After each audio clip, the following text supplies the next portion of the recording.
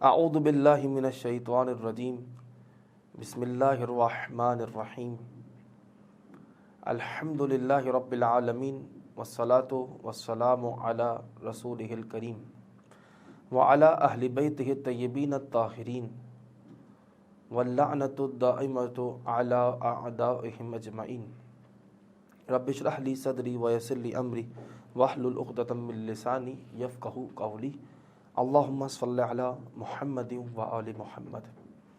عزیزان محترم، سامعین کرام، سب سے پہلے تو تمام مومنین اور مومنات اور بالخصوص ہمارے وقت کے امام حضرت مہدی عجل اللہ تعالی فرجہ الشریف کی بارگاہ اقدس میں محسن اسلام سرکار ابو طالب علیہ السلام کے روز وفات کے پردرد موقع پر تعزیت پیش کرتے ہیں۔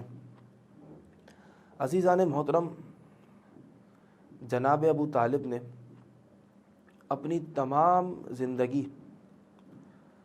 اپنے تمام وجود کے ساتھ رسول خدا حضرت محمد مصطفیٰ صلی اللہ علیہ وآلہ وسلم کا دفاع کرتے ہوئے گزار دی، اور بارہا خود اپنے فرزند کو نبی کریم کی ذات مقدس کی حفاظتی خاطر ڈھال بنا دیا۔ لیکن عزیزو، یہ جو جناب ابو طالب نے احسانات کیے دین اسلام پر، رسول خدا کی ذات پر، اور خود مسلمانوں پر جتنے احسان جناب ابو طالب کے ہیں، لیکن مسلمانوں نے ان احسانات کا کیا صلہ دیا؟ مسلمانوں میں سے ایک گروہ اٹھا اور اس گروہ نے جناب ابو طالب علیہ السلام کی شان میں گستاخیاں کرنا شروع کی، نازیبا الفاظ کہنا شروع کیے، اور یہاں تک کہ نعوذ باللہ ان کو کافر ٹھہرا دیا۔ وقت گزرتا گیا، کچھ عرصہ گزرا، پھر کچھ بافہم مسلمان آئے اور انہوں نے تحقیق کی اس حوالے سے۔ پھر ان کو معلوم ہوا کہ وہ جو جناب ابو طالب کو کافر کہہ رہے تھے نعوذ باللہ، وہ ان کی ایک سیاسی ضرورت تھی۔ وہ یہ سمجھ رہے تھے کہ اگر جناب ابو طالب کو یا جناب ابو طالب کی شان میں گستاخیاں کی جائیں، ان کو کافر کہہ دیا جائے، تو اس وجہ سے جناب امیر المؤمنین حضرت علی ابن ابی طالب علیہ السلام کی منزلت اور مرتبہ ختم ہو جائے گا، کم ہو جائے گا۔ وہ یہ کوشش کر رہے تھے، وہ یہ سمجھ رہے تھے کہ جناب ابو طالب کی شان میں گستاخی کریں گے تو مولا کائنات کا مرتبہ و منزلت کم ہو جائے گی۔ لیکن عزیزو، وہ منزلت، وہ مقام و مرتبہ جو خدا کی جانب سے ہو، اس کو ختم کرنے کی کوشش کرنا، وہ بارگاہ الہی میں، بارگاہ توحید میں، وہ کوشش ایک پھونک کی مانند ہے۔ اب میں نے اس کو پھونک کیوں کہا؟ کیونکہ خود پروردگار قرآن میں کہہ رہا ہے، ارشاد رب العزت ہے سورہ صف کی 8ویں آیت، یریدون لیطفئوا نور اللہ بافواہہم، یہ لوگ ارادہ کرتے ہیں، یہ لوگ چاہتے ہیں کہ اللہ کے نور کو اپنی پھونک سے بجھا دیں، اپنی پھونکوں سے اللہ کے نور کو بجھا دیں۔ واللہ متم نورہ، اور اللہ تو اپنے نور کو مکمل کر کے رہے گا، ولو کرہ الکافرون، اگر کافر کو برا لگتا ہے، کافروں کو، تو لگتا رہے۔ لیکن عزیزان محترم، اس مختصر سی نشست میں میں آپ کے سامنے جناب ابو طالب کے حوالے سے، فضیلت کے حوالے سے کچھ روایات بیان کروں گا، ان کے ایمان کے حوالے سے، اور وہ لوگ جو جناب ابو طالب کی شان میں گستاخیاں کرتے ہیں، ان کی بارگاہ الہی میں، بارگاہ امامت میں، بارگاہ رسالت میں کیا حیثیت ہے، وہ اس مختصر سی نشست میں آپ کے سامنے 2 روایت پیش کروں گا انشاءاللہ۔ لیکن اس سے پہلے یہ بات کرنا چاہوں گا کہ جناب ابو طالب کی فضیلت کے حوالے سے دیکھا جائے، فضائل کی بات کی جائے، اگر فضائل کے حوالے سے دیکھا جائے تو جناب ابو طالب کی فضیلت کے لیے اتنا ہی کافی ہے کہ وہ امیر کائنات، مولا متقیان، قائد الغر المحجلین حضرت امام علی علیہ السلام کے والد گرامی ہیں۔ کون امام علی؟ کون مولا علی؟ وہ مولا کائنات کہ جن کے فضائل کے ٹھاٹے مارتے ہوئے سمندر کا ایک قطرہ یہ ہے کہ رسول اکرم صلی اللہ علیہ وآلہ وسلم نے فرمایا، انا و علی ابوا ہذہ الامہ، میں اور علی اس امت کے 2 باپ ہیں۔ من عرفنا فقط عرف اللہ، جس نے ہمیں پہچانا اس نے اللہ کو پہچانا، یعنی امام علی اور رسول خدا خدا کا تعارف ہے۔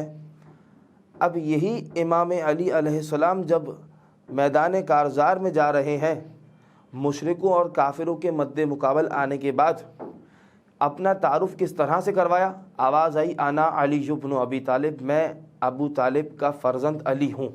تو عزیزو، جس کی آغوش میں خورشید امامت پروان چڑھے وہ ابو طالب، اور فقط امام علی علیہ السلام نہیں بلکہ جناب ابو طالب نے رسول خدا صلی اللہ علیہ وآلہ وسلم کو بھی پالا پوسا، اور جناب ابو طالب کے اس عظیم فعل کو دیکھتے ہوئے پروردگار نے قرآن میں قصیدہ پڑھا جناب ابو طالب کی شان میں۔ کیا کہا، کیا ارشاد ہوا؟ الم یجد کا یتیمن فآوا، اے رسول ہم نے آپ کو یتیم پا کر پناہ نہیں دی؟ پالا پوسا جناب ابو طالب نے، پروردگار نے اس فعل کی نسبت، جناب ابو طالب کے اس فعل کی نسبت اپنی طرف دی۔ عزیزو، جناب ابو طالب کی فضیلت کے حوالے سے بات کی جائے، دو روایت، کم از کم دو روایت میں اس نشست میں پڑھنا چاہتا ہوں تاکہ ایمان کے حوالے سے اور وہ لوگ جو گستاخیاں کرتے ہیں ان کے حوالے سے پتہ چلے کہ ان کی بارگاہ الہی میں حیثیت کیا ہے۔ پہلی روایت بہار الانوار میں سے علامہ مجلسی نے لکھی، ان ابان ابن محمد، ابان ابن محمد کہتے ہیں کتبت الی الامام علی ابن موسیٰ علیہ السلام، میں نے امام رضا علیہ السلام کو خط لکھا۔ کیا لکھا؟ جعلت فداک انی شککت فی ایمان ابی طالب، میں جناب ابو طالب علیہ السلام کے ایمان کے حوالے سے مشکوک ہوں۔ کون لکھ رہے ہیں؟ ابان ابن محمد۔ کس کو لکھ رہے ہیں؟ امام علی رضا علیہ السلام کو خط لکھا۔ جواب کیا آیا؟ بسم اللہ الرحمن الرحیم، وَمَن يَبْتَغِ غَيْرَ سَبِيلِ الْمُؤْمِنِينَ نُوَلِّهِ مَا تَوَلَّىٰ۔ امام فرما رہے ہیں دیکھو، وہ لوگ جو مومنین کا رستہ ہے، جس رستے پر مومنین چل رہے ہیں، یعنی جس رستے کو مومنین نے اختیار کیا ہے، جس کے ذریعے وہ خدا تک پہنچتے ہیں، وہ رستہ، ایک رستہ وہ ہے، اگر کوئی شخص اس رستے کے علاوہ کوئی دوسرا رستہ اختیار کرنے کی کوشش کرے، تلاش کرنے کی کوشش کرے کہ کوئی اور رستہ بھی ہوگا جس کے ذریعے خدا تک پہنچا جائے، تو آیت کا اچھا یہ جو جواب دیا امام نے، اس میں جو غیر سبیل المؤمنین نولیہ ما تولی، یہ ایک آیت کا فقرہ ہے، یہ آیت ہے، آیت کا حصہ یہ کیا فرمایا؟ جو شخص مومنین کے رستے سے ہٹ کر، رستے کے علاوہ، راہ مومنین کے علاوہ کے رستے کو تلاش کرے گا تو پروردگار اس کو وہیں پھیر دے گا جہاں وہ جانا چاہتا ہے، یعنی اتنی ڈھیل دے گا پروردگار، پھر وہ وہیں چلا جائے گا۔ اچھا، بھی جواب کمپلیٹ نہیں ہوا، آگے کیا جواب دیا؟ اما انک ان لم تقر بایمان ابی طالب، اب بھی اگر خبردار، اب بھی اگر تو نے ابو طالب کے ایمان کا اقرار نہیں کیا، کان مصیرک الی النار، تو تیرا ٹھکانہ جہنم ہے۔ ایک روایت آپ کے سامنے، دوسری روایت ان المفضل ابن عمر ان ابی عبداللہ علیہ السلام ان آبائہ ان امیر المؤمنین علیہ السلام۔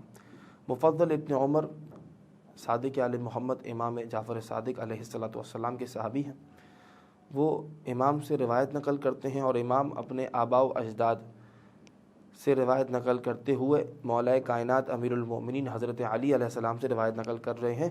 کیا فرمایا؟ کان ذات یوم جالسا فی الرحبہ، ایک روز مولا رحبہ نامی منزل پر بیٹھے تھے، تشریف فرماتے، والناس حولہ مجتمعون فقام الیہ رجل، لوگ ارد گرد موجود ہیں اور ان لوگوں میں سے کوئی ایک شخص اٹھا اور امام کی طرف آیا، فقال یا امیر المومنین، کہنے لگا اے امیر المومنین، انک بالمکان الذی انزلک اللہ، آپ کا یہ مقام و مرتبہ ہے، پروردگار نے آپ کو عطا کیا۔ آگے فرمایا وابوک، نعوذ باللہ، وابوک یعذب فی النار، اور آپ کے والد، آپ کے بابا جہنم کی آگ میں عذاب میں مبتلا ہیں، نعوذ باللہ من ذالک۔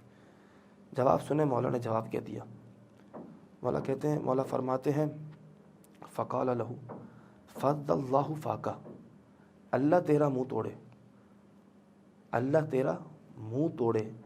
یہ جواب فقط اس کو نہیں دیا، امام کا جواب قیامت تک آنے والے ہر اس مسلمان کے لیے ہے جو جناب ابو طالب کی شان میں گستاخیاں کر رہا ہے، پروردگار ان سب کا منہ توڑے۔ بارگاہ امامت میں اس کی یہ حیثیت ہے جو جناب ابو طالب. اچھا یہ اقرار کر رہا تھا یا امیر المؤمنین کہہ کر مولا کو پکارا, امیر مولا کائنات کی جو منزلت ہے, مقام ہے, اس کا اقرار بھی کیا, اس کی تصدیق بھی کی, لیکن نہیں, جناب ابو طالب کی شان میں گستاخی کی. تو مولا کائنات کیا کہہ رہے ہیں, فضل اللہ فاقہ, تیرا اللہ منہ توڑے. آگے فرمایا والذی بعث محمدًا بالحق نبیّا, مجھے ذاتی قسم جس نے محمد کو نبی, حق کے ساتھ نبی بنا کر بھیجا. لو شفع ابی, یہ وہ بات ہے کہ جناب ابو طالب کی اہمیت حیثیت سے دین میں کیا ہے, وہ اس روایت سے واضح ہوتی ہے. لو شفع ابی فی کل مذنب, اگر میرے بابا ابو طالب اس دنیا میں علی وجہ الارض, اس روئے زمین پر رہنے والے تمام گنہگاروں کی شفاعت کریں, لشفعہ اللہ, اللہ ان کی شفاعت کو قبول کرے گا. یعنی جناب ابو طالب اس زمین پہ جتنے گنہگار ہیں, پروردگار سے کہے میں شفاعت کرتا ہوں ان سب کو معاف کر دے, پروردگار کہے گا سب کو میں نے معاف کر دیا. مولا کائنات فرما رہے. آگے کیا فرمایا, ابی یعذب بالنار, میرے بابا جہنم میں ہے, وابنہ قسیم النار والجنہ, اور جبکہ اس کا بیٹا جنت دوزخ کو تقسیم کرنے والا ہے. نیز فرمایا مولا نے والذی بعث محمدًا بالحق, جس نے محمد کو حق کے ساتھ بھیجا, اس ذات کی قسم, ان نور ابی طالب, جناب ابو طالب کی دنیا میں آنے کے بعد کیا اہمیت, کیا فضیلت, وہ آپ محافل و مجالس میں سنتے رہتے ہیں, لیکن عرش الہی پر کیا اہمیت تھی, کیا فضیلت تھی, آپ ملاحظہ کیجئے. مولا فرما رہے ہیں ان نور ابی طالب یوم القیامہ لیطفئ انوار الخلق, جناب ابو طالب کا نور روز قیامت اس طرح سے جگمگائے گا کہ تمام مخلوقات کے انوار اس نور کی وجہ سے ماند پڑ جائیں گے, دھیمے پڑ جائیں گے. الا, کچھ نور ایسے ہیں جو ماند نہیں پڑیں گے, جو دھیمے نہیں ہوں گے. وہ نور کون سے ہیں, الا خمسۃ انوار, 5 نور ہیں. نور محمد, نوری, نور فاطمہ, نور الحسن, نور الحسین, ومن ولدہ من الائمہ, ایک رسول کا نور ہے, ایک میرا نور ہے, ایک جناب فاطمہ کا نور ہے, ایک امام حسن کا نور ہے, ایک امام حسین کا نور ہے, اور امام حسین کی ذریت میں جو ائمہ ہیں ان کے انوار ہیں جو ماند نہیں پڑیں گے علیہم السلام.